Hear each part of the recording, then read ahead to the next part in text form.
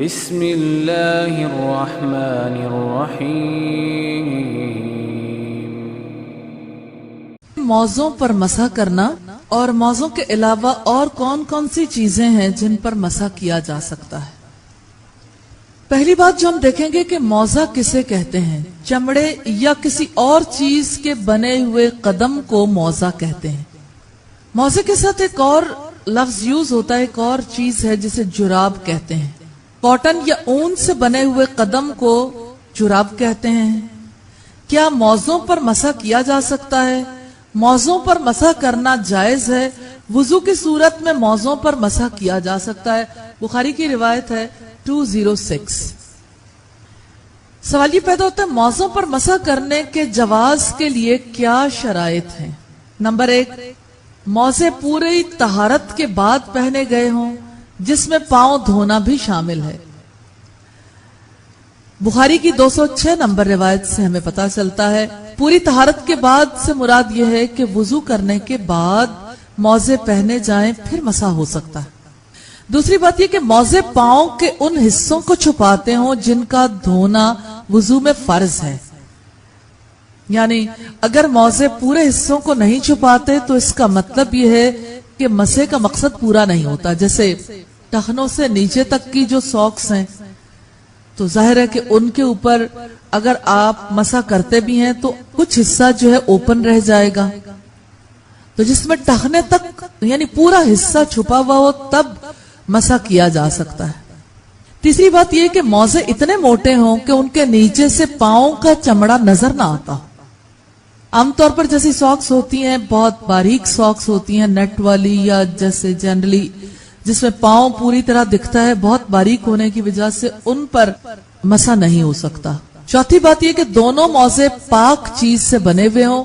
پانچویں چیز ہے دونوں موزے درست ہوں، یعنی پھٹے ہوئے نہ ہوں یا اس میں سوراخ نہ ہو۔ اب ہم یہ دیکھیں گے کہ موزوں پر مسح کرنے کی مقدار کیا ہے۔ موزوں پر مسح کرنے کے لیے دونوں پاؤں کی انگلیوں سے لے کر پنڈلی کے اوپر تک کا حصہ شامل ہے، یعنی جہاں تک وضو کا سارا سلسلہ ہوتا ہے وہیں تک مسح کیا جاتا ہے۔ لیکن یہ مسح کیسے کیا جائے؟ موزوں پر مسح کرنے کے لیے افضل یہ ہے کہ دائیں کو مقدم کیے بغیر دونوں پر ایک ساتھ مسح کیا جائے۔ دوسری بات یہ ہے کہ دونوں ہاتھوں کی کھلی ہوئی انگلیوں سے دونوں پاؤں کی انگلیوں سے لے کر پنڈلی کے اوپر تک مسح کیا جائے۔ تیسرا ہے موزوں کے نچلے حصے یا پیچھے کے حصے کا مسح کرنا سنت نہیں، یعنی جیسے وضو کیا جاتا ہے نا تو پوری ایڑیاں بھی اور نیچے کا حصہ بھی اور تمام حصے تک پانی پہنچانا ضروری ہے۔ جس وقت موزوں پر مسح کیا جاتا ہے صرف اوپر والے حصے پہ، اور پچھلے حصے تک لے جانا درست نہیں ہے کیونکہ سنت سے ثابت نہیں ہے۔ چوتھی بات یہ کہ چمڑے کے موزوں کا دھونا مکروہ ہے، اور پانچویں بات یہ کہ ایک بار سے زائد مسح کرنا مکروہ ہے۔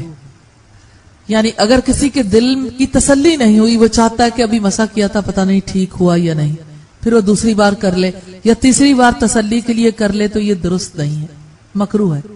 جیسے موزوں پر مسح ہوتا ہے ایسے ہی پگڑی پر بھی مسح ہو سکتا ہے۔ سوال یہ پیدا ہوتا ہے کیا پگڑی پر مسح کیا جا سکتا ہے؟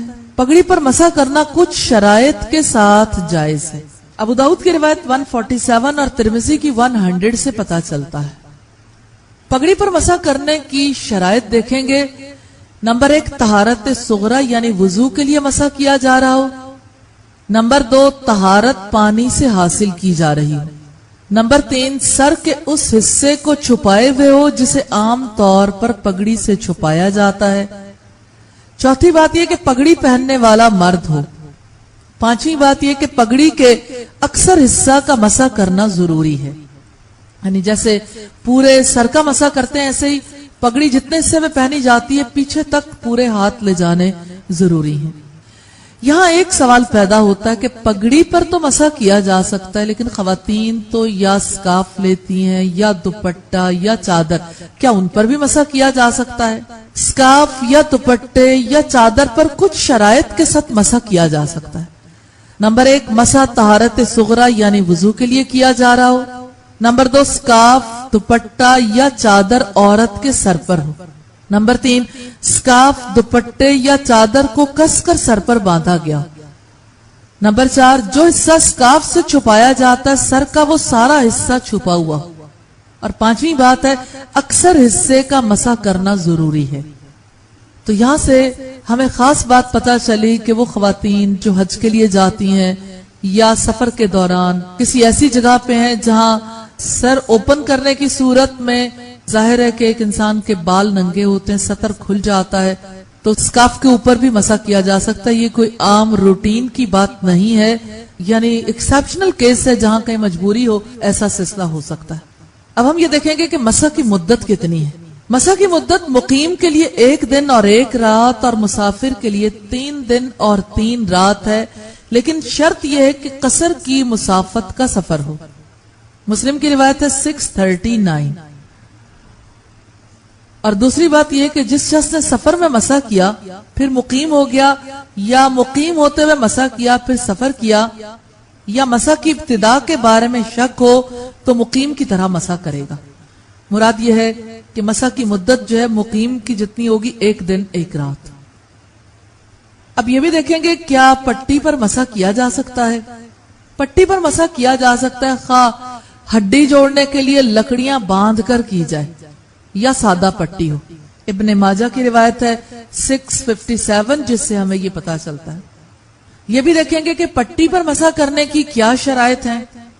नंबर 1, पट्टी पर मसा करने की जरूरत हो, बिला जरूरत पट्टियां बांध के उस पर मसा नहीं किया जा सकता। नंबर 2, पट्टी की जगह पर ही मसा किया जाए। नंबर 3, पट्टी पर मसा करने और बाकी आज़ा को ऊपर तले धोया जाए। अबू दाऊद की रिवायत 336 से पता चलता। चौथी बात, ये पट्टी पर मसा के लिए पट्टी बांधने से पहले बावुजू होना जरूरी नहीं है और ना कोई मुद्दत की शर्त है। इस वजह से कि पट्टी नॉर्मली आम हालात में नहीं बांधी जाती, किसी जख्म पर किसी तकलीफ की वजह से बांधी जाती है, तो उसके लिए जाहिर है पहले वुजू करने की शर्त बाकी नहीं रखी जा सकती। दूसरी बात यह है कि आम तौर पर जैसे मुसाफिर है या मुकीम मसा कर रहा है तो उसकी जरूरियात मुख्तलिफ है और एक बीमार आदमी की जरूरत मुख्तलिफ है। तो बीमार आदमी की पट्टी फर्ज करें जैसे किसी को प्लास्टर लगा है और प्लास्टर लगा है 3 वीक्स के लिए, तो क्या यानी 3 दिन के बाद या 1 दिन के बाद वो दोबारा प्लास्टर खुलेगा? खुल ही नहीं सकता, इसलिए उसके ऊपर मसा किया जा सकता है, उसमें कोई हरज की बात नहीं है।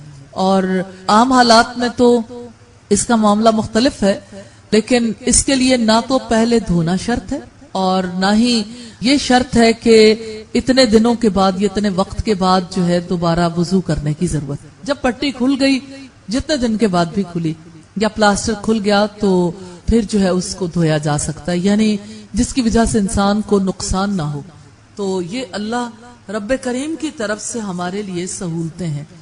तो अल्लाह ताला से ये दुआ है कि हमें हक पर चलने की तौफीक अता फरमाए।